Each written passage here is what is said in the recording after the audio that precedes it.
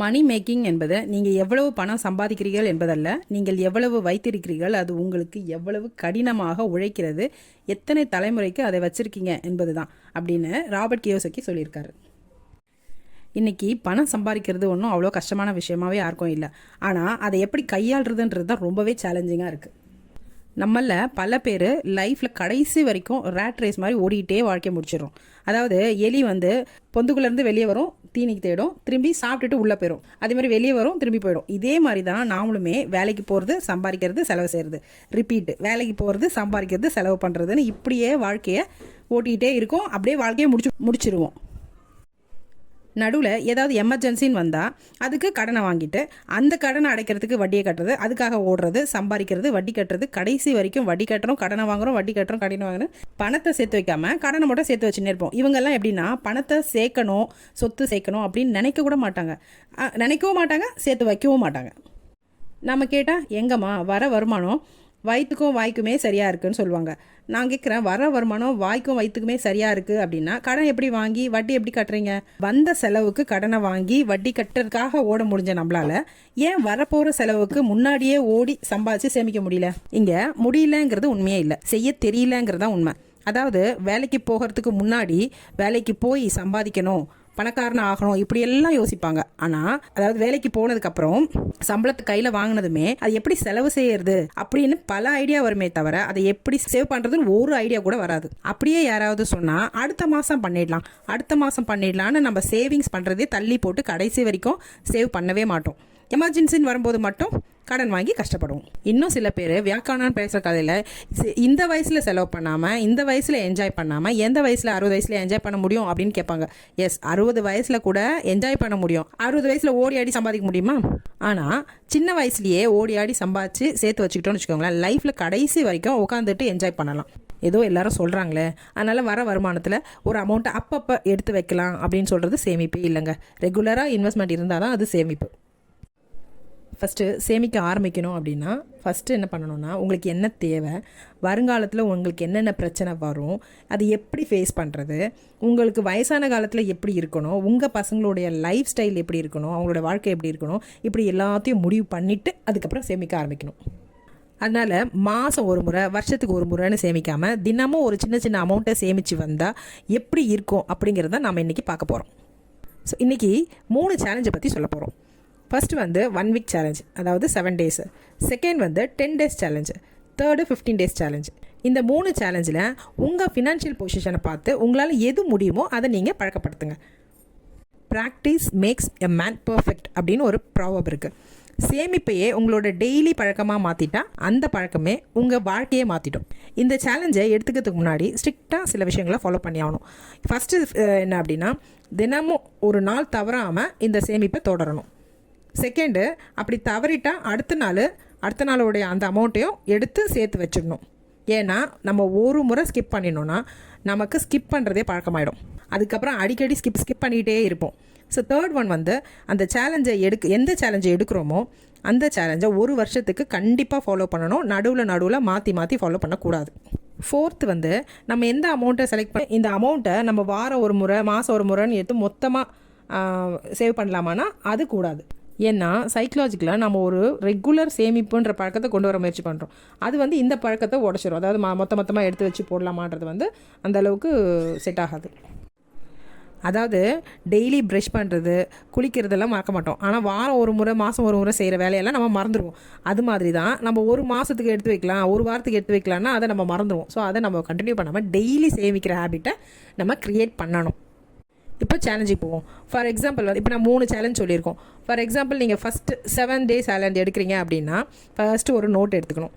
அடுத்து பணத்தை சேர்த்து வைக்கிறதுக்கு ஒரு உண்டியலோ இல்லை ஒரு பேக்கோ இல்லை ஒரு பாக்ஸோ எடுத்து வச்சுக்கோங்க.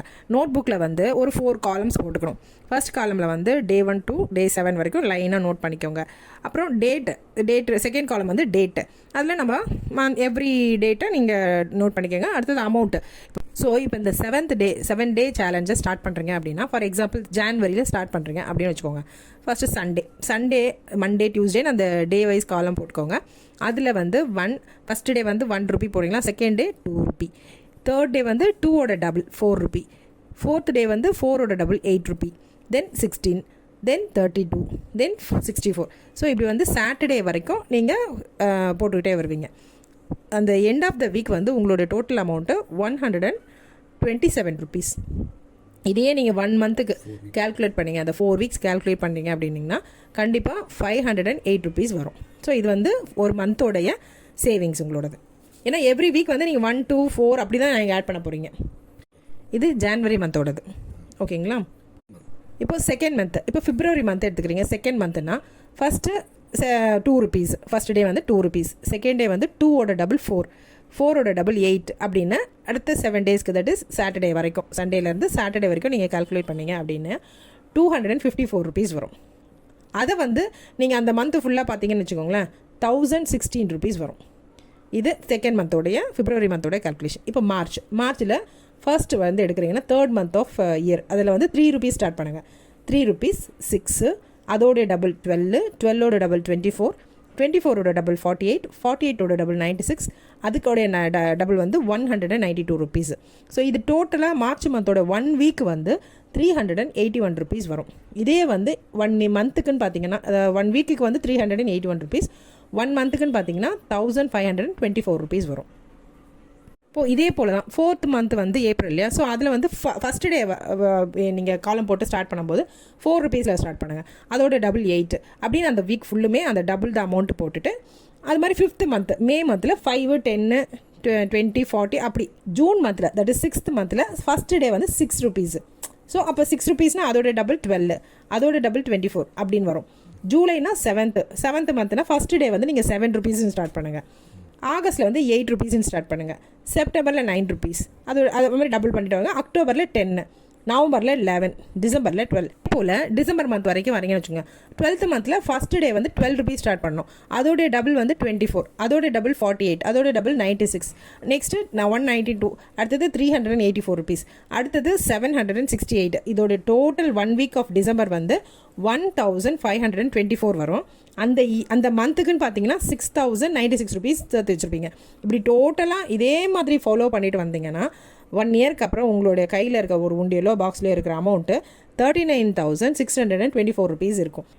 இப்படி ஒரு வருஷம் தொடர்ந்து நீங்கள் இப்படி சேமித்து வச்சுக்கிட்டே வந்தீங்கன்னா நீங்களே நினச்சாலும் அந்த பழக்கத்தை நிறுத்த முடியாது. அதுக்கு அடுத்த வருஷமும் இந்த சேலஞ்ச் உங்களால் கண்டினியூ பண்ண முடியும் அப்படின்னா அதே மாதிரி இந்த 7 days சேனலில் நீங்கள் கண்டினியூ பண்ணி உங்களோட அமௌண்ட்டை எடுத்து வச்சுக்கிட்டே வரலாம். இதே போல் தொடர்ந்து அடுத்த வருஷம் வந்து உங்களால் முடிஞ்சால் 10 days சேலஞ்ச் போகலாம். அதுக்கப்புறமா 15 days சேலஞ்சும் இது 3 challenges இருக்குது.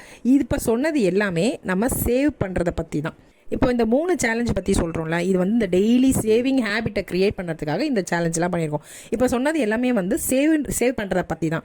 இதையே ஒவ்வொரு மாதமும் நம்ம சேர்த்து வச்சிருக்கிற அமௌண்ட்டை எடுத்து உங்களுக்கு தெரிஞ்ச இன்வெஸ்ட்மெண்ட்ஸ், அதாவது கோல்டில் இன்வெஸ்ட் பண்ணலாம், இல்லை ஏதாவது ஒரு மியூச்சுவல் ஃபண்ட்ஸில் இன்வெஸ்ட் பண்ணலாம். அந்த மாதிரி ஏதாவது ஒரு இன்வெஸ்ட்மெண்ட்டில் நீங்கள் போட்டு வச்சிங்கன்னு வச்சுக்கோங்களேன், அதோடைய காம்பவுண்டோட இன்ட்ரெஸ்ட்டும் வளர்ந்து உங்களோட சேவிங்ஸ் வந்து ஒரு பெரிய இன்வெஸ்ட்மெண்ட்டாக வந்து நிற்கும். இப்போது செகண்ட் சேலஞ்சு 10 days சேலஞ்சு, இது யாருக்கு ஃபினான்ஷியல் பொசிஷனை பொறுத்து இதை கூட நம்ம ஸ்டார்ட் பண்ணிக்கலாம். எப்படி ஸ்டார்ட் பண்ணோம் அப்படின்னா 10 daysன்றதுனால சேம் தான், காலம் 4 columns போட்டுக்கோங்க. டேஸ் காலமில் மட்டும் 10 days நோட் பண்ணிக்கோங்க, டேட்டு நீங்கள் போட்டுக்கோங்க. ஓகேங்களா? தென் அமௌண்ட் வந்து எப்படின்னா, இப்போ ஜான்வரியில் ஃபார் எக்ஸாம்பிள் ஜான்வரியில் ஸ்டார்ட் பண்ணுறீங்க அப்படின்னா 1 to 10 days நோட் பண்ணிட்டீங்க இல்லையா? ஸோ ஜான்வரியில் ஸ்டார்ட் பண்ணுறீங்கன்னா first month of year first 1ன்னு போட்டுட்டு ஃபஸ்ட் டே 1 rupee, ஸோ அதோட டபுள் 2 rupee, அதோட டபுள் 4 rupee. 4th டே வந்து அந்த 4 rupeeயோட டபுள் 8 rupee, அதுக்கு டபுள் 16. ஸோ இப்படியே வந்து 10 days வரைக்கும் போட்டோம் அப்படின்னா டபுள் த அமௌண்ட் போட்டே வந்தோன்னா 10th டே வந்து நீங்கள் 512 rupees உண்டியில் போடுற மாதிரி இருக்கும். ஸோ இதோடைய டோட்டல் அந்த 10 days டோட்டல் எவ்வளோன்னு பார்த்தீங்கன்னா 1023 rupees. ஸோ இது வந்து 10 daysக்கான டோட்டல் நீங்கள் இவ்வளோ வந்து உண்டியில் சேர்த்து வச்சுருப்பீங்க. இதே வந்து அந்த மந்த்துக்குன்னு பார்த்தீங்கன்னா 3069 rupees. ஸோ இது ஜான்வரி. பிப்ரவரியில் அப்படின்னா சேம் 4 columns போட்டு பிப்ரவரியில் செகண்ட் மந்த்ன்றதுனால ஃபஸ்ட் டே வந்து 2 rupee, அதோட டபுள் 4 rupee. ஸோ அப்படியே வந்தீங்கன்னா 10th டே 1024 rupees எடுத்து வைப்பீங்க. அது டோட்டலாக அந்த 10 days டோட்டல் வந்து 2046 rupees இருக்கும். அதுக்கு அடுத்தது மார்ச்சில் போடுறச்சு 3 rupeesன்னு ஃபஸ்ட் டே போடுங்க. அதோடைய டபுள் 6, அதோடைய டபுள் 12, ஸோ இப்படி போட்டு வந்தீங்கன்னா அந்த மார்ச்சில் வந்து 10th டே வந்து வரும்போது 1536 ருபீஸ் எடுத்து வைக்கிற மாதிரி இருக்கும். அதோடைய டோட்டல் அந்த 10th டேவோட டோட்டல் வந்து எவ்வளோ அப்படின்னு பார்த்தீங்கன்னா 10 டேஸோட டோட்டல் 3069 ருபீஸ். இப்படி டோட்டல் நம்ம எடுத்து வச்சுட்டே வரோம். ஸோ இதே போல் 4th மந்த் ஏப்ரல் வந்து 4 rupees, 5th month May 5 rupees, அப்படி 5 ருபீஸ், அப்புறம் ஜூனில் 6, ஜூலையில் 7, அப்படின்னு 12th மந்த் என்ன டிசம்பரில் 12 ருபீஸ் எடுத்து வைக்கிறீங்கன்னு வச்சுக்கோ. ஸோ அதோட டபுள் 24. டிசம்பரில் 10th டே பார்க்கும்போது நீங்கள் மேக்ஸிமம் 6144 ருபீஸ் எடுத்து வைக்கிறோம். அதுக்கப்புறம் அதோட டோட்டல் பார்த்தீங்கன்னா 12,276 ருபீஸ்ன்னு வரும். ஸோ இப்படி இயர்லி ஃபுல்லாக இந்த இயர் ஃபுல்லாக, ஆனால் ஒன் இயருக்கு நம்ம கண்டினியூஸாக சேவ் பண்ணணும். இதுலேருந்து ஸ்கிப் பண்ணிங்கன்னா இந்த சேஞ்சஸ்லாம் வராது, இந்த டோட்டல்ஸ் எல்லாம் வராது. நீங்கள் கரெக்டாக எடுத்து வைக்கணும், அதில் நீங்கள் உறுதியாக இருக்கணும். ஓகேங்களா? ஸோ இந்த மாதிரி சேவ் பண்ணும்போது கண்டிப்பாக அந்த 10 days சேலஞ்சில் 1 இயருக்கு நீங்கள் எவ்வளோ சேர்ப்பீங்க அப்படின்னா 2,39,382 ருபீஸ் சேர்ப்பீங்க. ஸோ இதை ஸ்கிப் பண்ணாமல் இந்த பொசிஷனை கரெக்டாக ஃபாலோ பண்ணுறவங்களுக்கு இது டெய்லி எடுத்து வைக்கலாம். சின்ன அமௌண்ட்லேருந்து பிக் அமௌண்ட் வரைக்கும் நம்ம எடுத்து வச்சுட்டே வரணும். இதில் ஒரு நாள் கூட ஸ்கிப் பண்ணக்கூடாது. ஸோ அதே போல் தான் 3rd சேலஞ்சு வந்து 15 days சேலஞ்சு. இதுலேயும் அதே தான் 4 காலம்ஸ் போட்டுக்கோங்க. ரோ மட்டும் 15 டேஸ்க்கான ரோஸ் போட்டுக்கோங்க. அந்த 4th காலமில் நீங்கள் டெய்லி போடுறத டிக் பண்ணிகிட்டே வரணும். So for example same example தான். ஜான்வரியில் 1 ருபி, அதோட டபுள் 2 ருபி, அதோட டபுள் 4 ருபின்னு 3rd டே, அப்படியே 15 days வரும்போது 15th டே வரும்போது நீங்கள் 16,384 ருபீஸ் எடுத்து சேவ் பண்ணணும். ஸோ இப்படி நீங்கள் கால்குலேட் பண்ணுறச்ச உங்களுடைய டோட்டல் அமௌண்ட்டு 51,11,652 ருபீஸ் வரும். இது வந்து சிம்பிள் அமௌண்ட் கிடையாது, இட்ஸ் அ பிக் அமௌண்ட். ஆனால் ரெகுலராக நம்ம எடுத்து வைக்கும்போது தான் இது மாதிரி வரும். நீங்கள் வந்து அந்த காலம் வந்து டிக் பண்ணிகிட்டே இருக்கணும். வராத காலத்தை நீங்கள் முன்னாடி நாள் போடலைன்னா அந்த அமௌண்ட்டை சேர்த்து போட்டால் தான் இந்த 51,11,652 ருபீஸ் சாத்தியம். இது வந்து ஒரு சேவிங் மெத்தடு. இப்போ நம்ம வந்து மந்த்லி சேர்த்துட்டோம், ஸோ இவ்வளோ அமௌண்ட் நம்ம கையில் வச்சிருக்கணுமா அப்படின்றவங்க எடுத்துகிட்டு போய் கோல்டில் இன்வெஸ்ட் பண்ணலாம், இல்லை வேறு ஏதாவது மியூச்சுவல் ஃபண்ட்ஸில் என்ன பண்ணலாம், இல்லைனா போஸ்ட் ஆஃபீஸ், உங்களுக்கு எது ரொம்ப பெட்டர்னு தோணுதோ, எது பெஸ்ட்டுன்னு தோணுதோ அதில் நீங்கள் இன்வெஸ்ட் பண்ணி அந்த அமௌண்ட்டை வந்து தூங்காமல் உங்களுக்காக உழைச்சிக்கிட்டே இருக்கும். அதுவுமே வந்து காம்பவுண்ட் இன்ட்ரெஸ்ட்டில் உங்களுக்கு இன்ட்ரெஸ்ட் மேலும் மேலே கூடிக்கிட்டே வரும். ஸோ உங்களோட அமௌண்ட் வந்து சின்ன விதையிலேருந்து விருட்சமாக வளர்ந்துக்கிட்டே வரும்.